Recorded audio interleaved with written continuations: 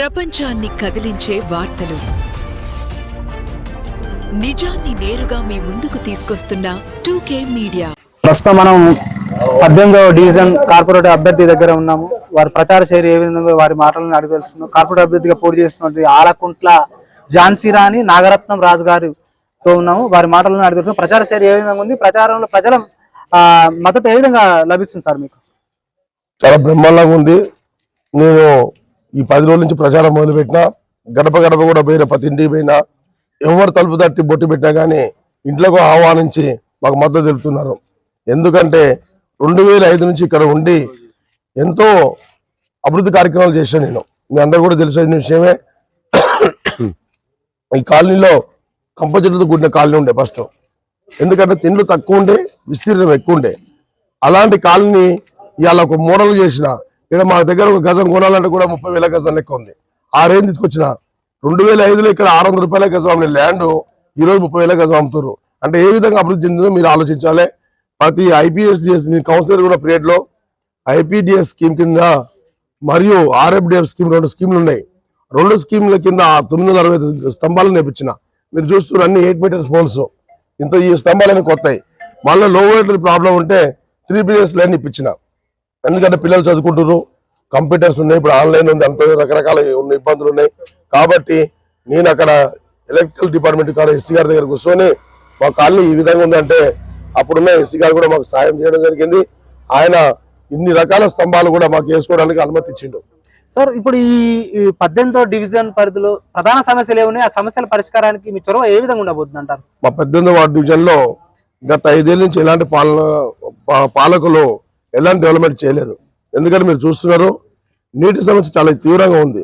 అంటే ఏ విధంగా ఉందంటే మనకు నల్గొండలో రోజు వాటర్ ఇస్తుంది, అందరూ తెలిసిన విషయమే. కానీ మా కాలనీలో మా వార్డులో 3 రోజులు ఒకసారి నీళ్ళు ఇస్తారు. ఎందుకంటే ఇది ఇంకా అసలు చాలా విచారకరమైన విషయం ఏంటంటే ఉదయ సముద్రం పక్కన ఉండి ఉదయ పానగల్కి సంబంధించిన 5 వార్డులు ఇవి. మీకు తెలుసు, బైఫికేషన్ అయ్యి సంఖ్య పెరిగింది. ఆ పానగల్లో ఉదయ సముద్రం ఉన్నది. ఉదయ సముద్రం మీకు చెప్పాల్సిన అవసరం లేదు. 720 గ్రామాలకు మన మంచినీటిని జిల్లాకు మనం ఇక్కడ సప్లై చేస్తున్నాం.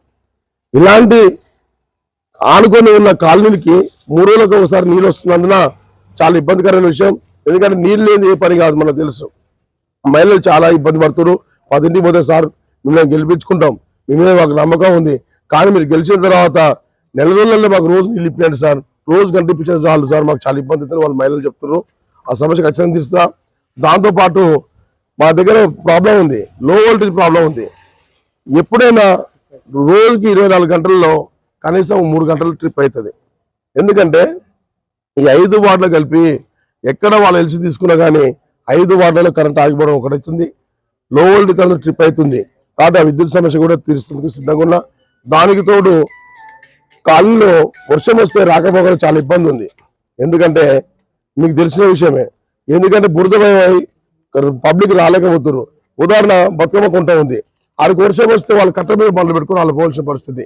ఆ బతుకమ్మ కుంట కూడా మా కాలనీలో ఉంటుంది, మా వార్డు డివిజన్ సంబంధించి ఉంటుంది. ఇటువంటి అన్ని సమస్యలు తీర్చాలంటే మీరేదో తీర్చగలుగుతారని చెప్పి కూడా మళ్ళా రెబల్ చేసిన ఇండిపెండెంట్ చేసిన 2 అభ్యర్థులు కూడా వాళ్ళు విరమించుకొని మాకు మద్దతు తెలిపినందుకు వాళ్ళకి ప్రత్యేక ధన్యవాదాలు చేస్తున్నాం. వాళ్ళ సిగూర్ల లలిత మరియు సింగం రమణ గారు కూడా మాకు మద్దతు తెలిపారు. మీరు కూడా ప్రత్యేకంగా చూసారు. ఎందుకంటే వాళ్ళు స్వచ్ఛందంగా వచ్చి మీరు చేయండి సార్, మా మద్దతు కూడా మీకే ఇస్తాం, మీరు గెలవాలి, మీరు కూడా రెబల్ అభ్యర్థి కాబట్టి వాళ్ళందరూ కలిసి చేస్తే ఇబ్బంది అవుతుంది, మీరు గెలవాలి సార్ అని చెప్పి వాళ్ళు కూడా నిత్యం మాతోటి మమేకమై ప్రజలలో ముందుకు దూసుకొస్తున్నారు.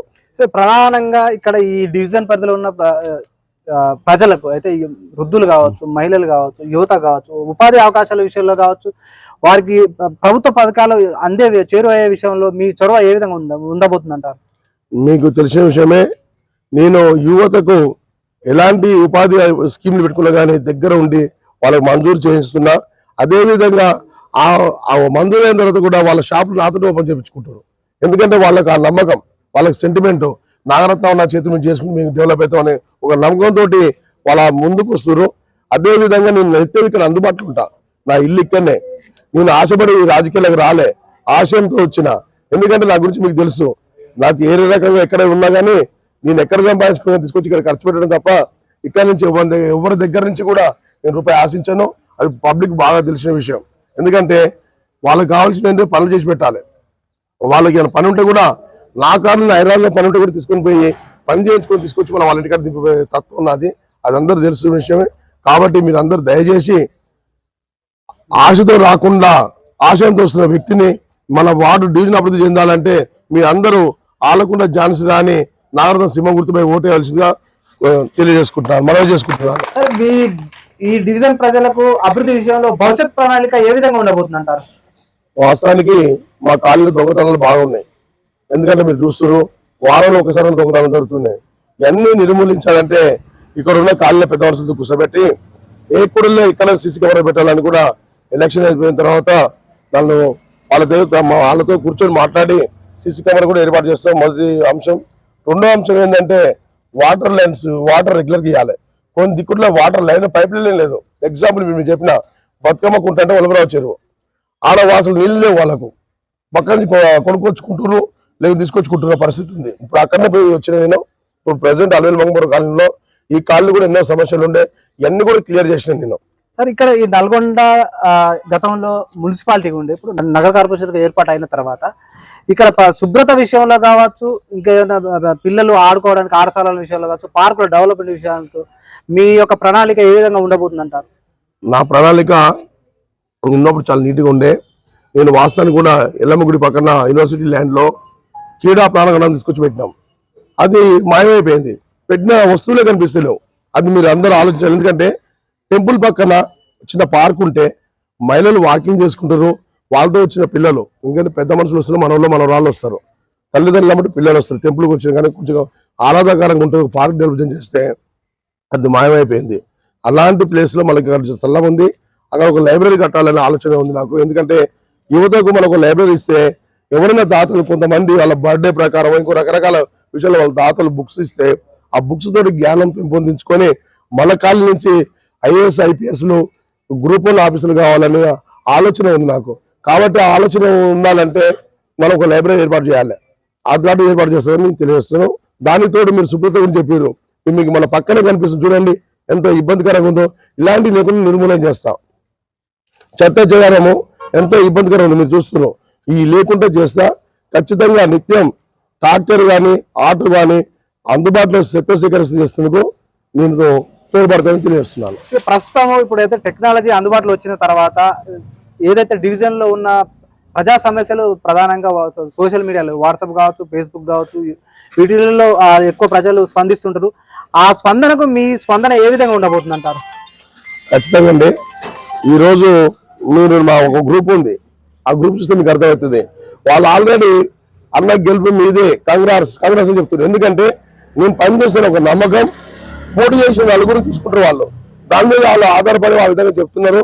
ఇంకో రెండో విషయం ఏంటంటే నేను వాస్తవంగా మీకు అందరు తెలియజేది ఎందుకంటే నేను మీకు ఒక సేవకుడిగా మేము ముందుకు వస్తున్నా. దయచేసి మీరు అందరు దీవించి నాకు అవకాశం కల్పించినట్టయితే నగరం అయిన మన నగరం కార్పొరేషన్ అయింది, మొదటి కార్పొరేషన్ నాకు అవకాశం ఇచ్చినట్టయితే నేను ఖచ్చితంగా నల్లగొండ పట్టణంలో 48 వార్డులనే ఇది ముందంజలు ఉంటట్టు చేస్తాను. ఎందుకంటే 2014 కౌన్సిల్లో నేను అన్ని వార్డుల కంటే మీరు ఏ జనాలు చూసి తెలుస్తుంది, అది అబద్ధం చెప్పాల్సిన అవసరం లేదు. అన్ని వార్డులకు వస్తే దానికి రెట్టింపు డబ్బులు తీసుకొచ్చి డెవలప్మెంట్ చేసిన. కాబట్టి దాన్ని మీరు అందరూ మీ ముందుకు వస్తున్నాం. ఆలకుంట ఝాన్సీ రాణి సింహం గుర్తుపై ఓటేసి గెలిపించాలని కోరుతున్నాను. ఇక్కడ మేడం ఉన్నారు, అభ్యర్థి ఉన్నారు. అభ్యర్థి మాటల్లోనే అడిగి తెలుసుకుందాం. మేడం, మీరు ఒక సాటి మహిళగా మహిళలకు భద్రత విషయంలో కావచ్చు, వారికి ఉపాధి విషయంలో కావచ్చు, మీ యొక్క చొరవ ఏ విధంగా ఉండబోతుంది? 18వ వార్డు డివిజన్ అభ్యర్థిగా నేను పోటీ చేస్తున్నాను. మీ ప్రత్యేకమైన ఓటు సింహం గుర్తుకే వేసి గెలిపించగలరని ప్రార్థన. మేడం గారు చెప్తున్నారు, గంటాపదంగా చెప్తున్నారు.